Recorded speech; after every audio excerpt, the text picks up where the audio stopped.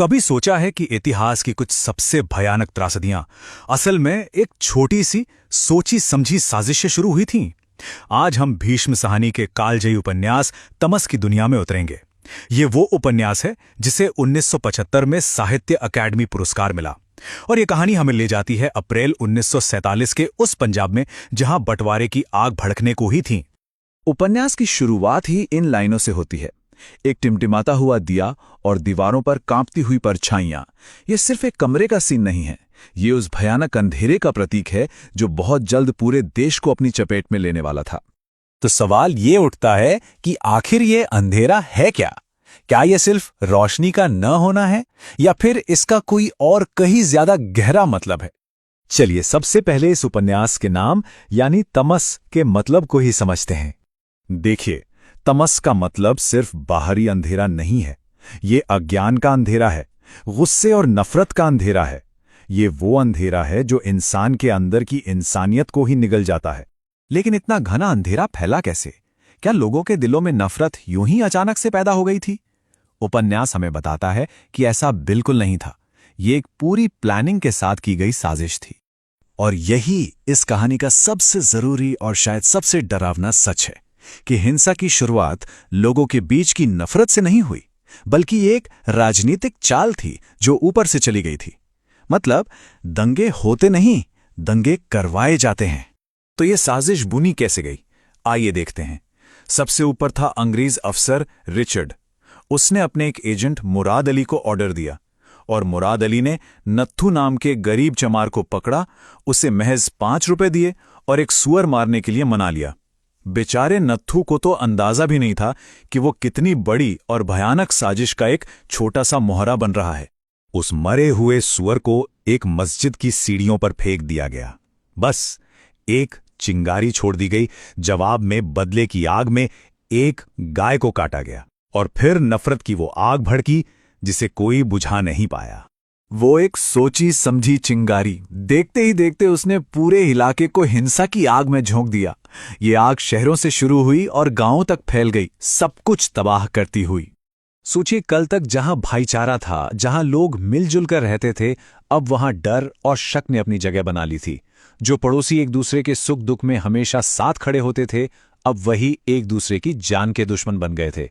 रातों रात दिलों के बीच नफरत की दीवारें खड़ी हो गईं। और इस अंधेरे की सबसे भारी कीमत चुकाई आम इंसानों ने। अफवाहें जंगल की आग की तरह फैलीं और पड़ोसी दुश्मन बन गए। अपनी इज्जत बचाने के लिए दर्जनों औरतों ने एक साथ एक कुएं में कूदकर अपनी जान दे दी। नफरत के उस माहौल में एक इत्र बेचने वाले को कर्फ्यू में एक बच्चा अकेला दिखा। वो उसकी मदद के लिए आगे बढ़ा, पर उसी बच्चे ने उसे मार डाला। तो सवाल यह है कि आखिर इस पूरी तबाही के पीछे था कौन? चलिए अब जरा पर्दे के पीछे झांकते हैं और समझने की कोशिश करते हैं कि यो खेल कौन और क्यों खेल रहा था। ये लाइनें उपन्यास के किरदार ब्रिटिश डिप्टी कमिश्नर रिचर्ड की हैं। और पता है, ये एक लाइन अंग्रेजों की डिवाइड एंड रूल यानी फूट डालो और राज करो की पूरी पॉलिसी का सार है। उनकी दिलचस्पी ये देखने में नहीं थी कि लोगों को कैसे जोड़ा जाए, बल्कि ये खोजने में थी कि उन्हें किन मुद्दों पर तोड़ा जा सकता है। इस खेल में कई खिलाड़ी थे और सबके अपने अपने मकसद। एक तरफ थी अंग्रेजी हुकूमत जो बांटो और राज करो की नीति पर चल रही थी। दूसरी तरफ कांग्रेस कमेटी जो शांति की कोशिश तो कर रही थी पर हालात के आगे बेबस थी। मुस्लिम लीग थी जो एक अलग देश की मांग कर रही थी।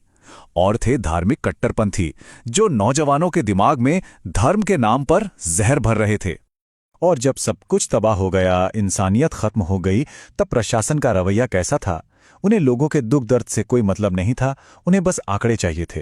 कितने मरे, कितने घायल हुए, जिंदगियों को बस नंबरों में बदल दिया गया था। ये उपन्यास कई दशक पहले लिखा गया था, है ना? पर सवाल ये है कि इसकी बातें, इसका दर्द आज भी हमें इतना जाना पहचाना और सच्चा क्यों लगता है? तमस का सबसे बड़ा सबक यही है। यह हमें साफ साफ दिखाता है कि सांप्रदायिक हिंसा अक्सर अपने आप नहीं भड़कती, यह एक सोची समझी राजनीतिक रणनीति होती है।